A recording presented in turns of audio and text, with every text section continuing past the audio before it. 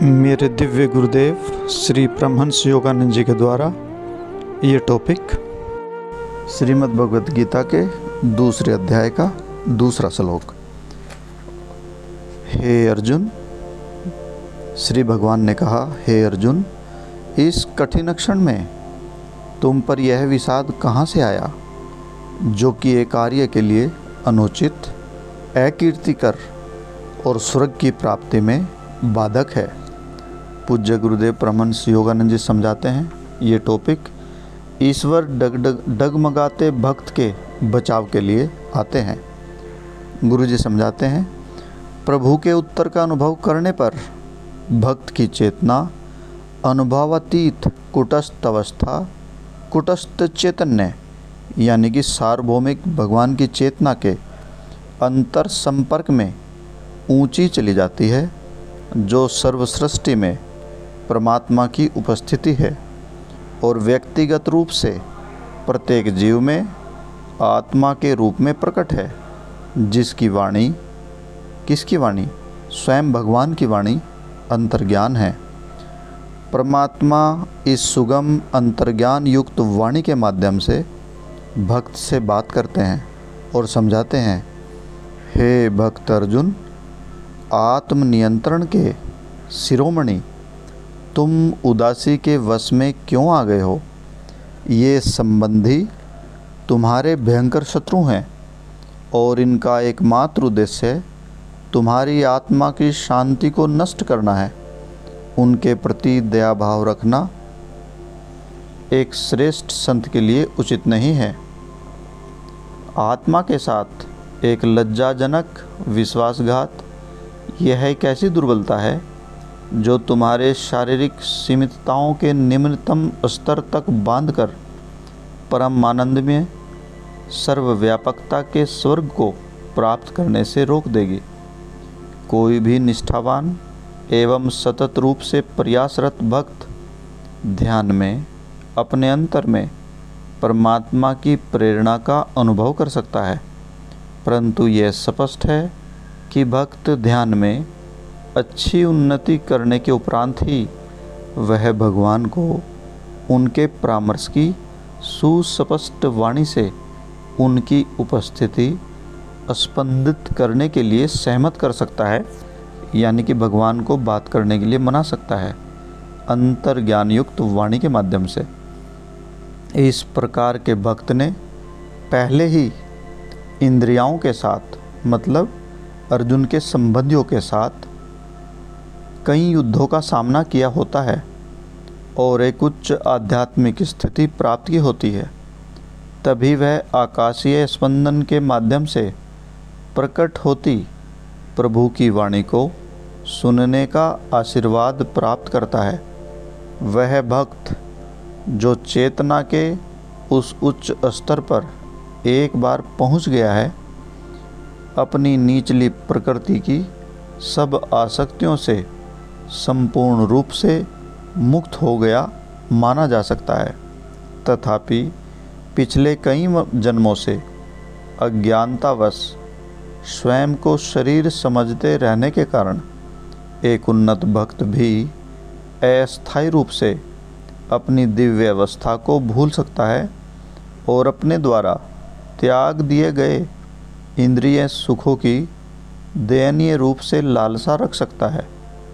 इस समय पर परमात्मा, जो सदा ही भक्त के प्रति जागरूक रहते हैं, भक्त की रक्षा करने के लिए आते हैं। तब वह भीतर में अभिवचन करते हुए, फुसफुसाते हुए प्रभु की वाणी सुनता है। इस प्रकार यह श्लोक परमात्मा या भगवान श्री कृष्ण को अर्जुन अर्थात सच्चे भक्त, जिसने आत्मनियंत्रण द्वारा ईश्वर से साक्षात्कार कर लिया है, से संवाद का वर्णन करता है। अंतर्ज्ञान की शक्ति के माध्यम से बोलते हुए भगवान इस विषाद के लिए अर्जुन की भर्त्सना करते हैं।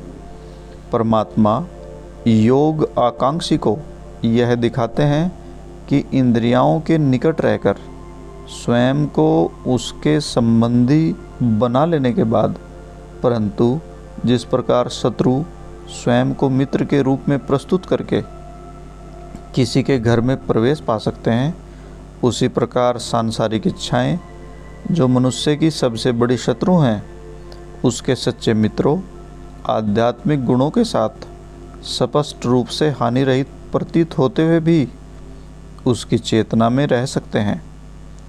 इंद्रियां शरीर में एक अस्थायी उन्मत्त करने वाला आनंद प्रदान करने का वचन देने के कारण मित्रवत लगती हैं, परंतु अंत में सदा दुख ही लाते हैं। परमात्मा का प्रथम प्रयास भक्त की अक्षणिक अवनति पर कुठाराघात करना है। जो दया अर्जुन अपने संबंधियों के लिए अनुभव करता है, अर्थात भक्त का इंद्रियाओं के पक्ष में सहानुभूतिपूर्ण तर्क देना, सांसारिक एवं आध्यात्मिक शक्तियों के बीच आदान प्रदान का एक माध्यम है। परमात्मा भक्त को इंद्रियों पर दुख अनुभव न करने के लिए सावधान करते हैं। ज्ञान किले में सुरक्षित आत्मा और अलग की गई विरोधी इंद्रियों को पृथक करती खाई पर दया के उठाव पुल को नीचे कर देने का अर्थ है मनोवैज्ञानिक शत्रुओं को आत्मनियंत्रण की प्राचीर तोड़कर सुंदर आंतरिक राज्य को उजड़ने की अनुमति देना। दया की भावना की अपेक्षा भक्त को मनोवैज्ञानिक युद्ध की ललक जगानी चाहिए। जब तक कि इंद्रियों की प्रत्येक असंयमी इच्छा को पूर्ण रूप से नष्ट न कर डाला जाए। शैतान के साथ यानी कि लालच के साथ सहानुभूति दिखाने का अर्थ है अपनी चेतना के सिंहासन को अंततः उसके हाथों सौंप देना। बुरा मत करो, यह देखो कि तुम्हारे आदेश के पालन द्वारा दूसरे भी बुरा न करें, तथा चुप रहकर बुराई को सहन मत करो। अपनी अच्छाई का आडंबरपूर्ण प्रदर्शन न करते हुए बुराई के साथ सहयोग न करना ही सबसे अच्छा मार्ग है। एक सच्चा भक्त बुरी अवस्थाओं के साथ सहानुभूति रखकर मूर्खतापूर्वक उन्हें स्वयं पर आकर्षित नहीं करेगा। जो खो चुके इंद्रिय सुख के लिए दुख का अनुभव करता है और उसके साथ सहानुभूति रखने का साहस करता है, वह ध्यान में ज्ञात श्रेष्ठ स्थायी सुख को एक निचला स्थान देता है। मूल्यों का ऐसा अज्ञानपूर्ण व विपरीत भक्त के लिए एक लज्जास्पद विचार है। इसलिए भगवान श्री कृष्ण ऐसी दुर्बलता को अनार्य कहते हैं।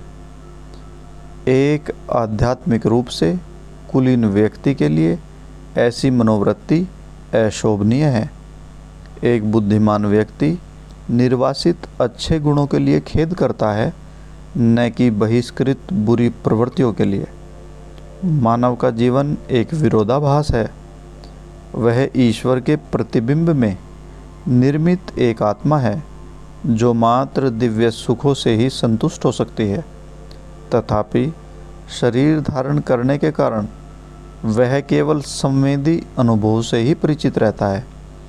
जिस प्रकार वह भौतिकता और आध्यात्मिकता के बीच में फंसा है, उसे अपने विवेक की निधि का उपयोग करके वास्तविक आत्मिक आनंदों और भ्रामक इंद्रिय सुखों के बीच भेद करना चाहिए। भगवान श्री कृष्ण कहते हैं, यदि तुम आकाश के कण कण में स्पंदित होती स्वर्गीय चेतना के आनंद का अनुभव करना चाहते हो तो इंद्रिय आसक्ति को त्याग दो। इस श्लोक में स्वर्ग का अर्थ है दिव्य चेतना के उन अनंत लोकों से है जो शारीरिक सीमितताओं के अधोलोक से पूर्णतः अलग हैं।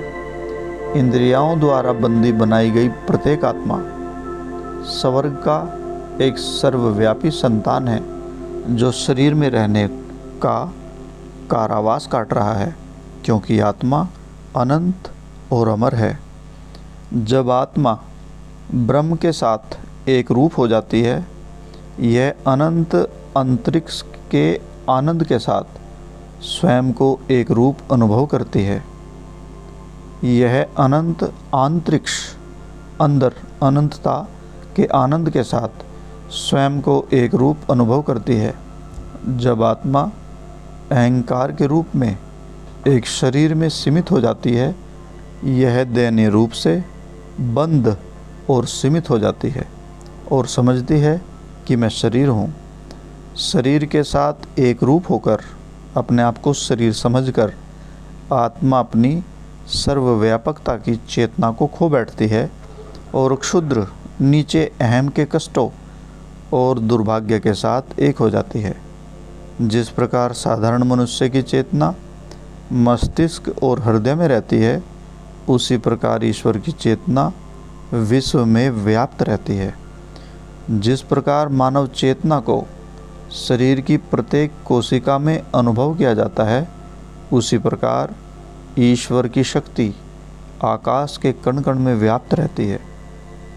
वह भक्त जो सदा इंद्रियों को संतुष्ट करने में लगा रहता है, अपनी चेतना को अनुभव करने की शक्ति को आकाश के अणुओं में विस्तारित नहीं कर सकता और इस प्रकार वह आकाशवासी अर्थात ब्रह्म के वृत्तर अधिक से अधिक आनंद का अनुभव नहीं कर सकता। भौतिक सुखों के कारण कुंद होकर व्यक्ति ब्रह्म के परमानंदों के प्रति सारी सूक्ष्म संवेदनशीलता खो देता है। शरीर की दीवारों में घिरा भौतिक सुखों के लिए प्यासा ऐसा व्यक्ति सर्वव्यापक स्वर्ग की प्राप्ति की कल्पना भी नहीं कर सकता। यदि व्यक्ति को देह कारागार से प्रेम है, तो वह अंतरिक्ष के प्रत्येक परमाणु में प्रदीप्त ईश्वर के आनंद में रहने के दिव्य अनुभव को कैसे आकर्षित कर सकता है।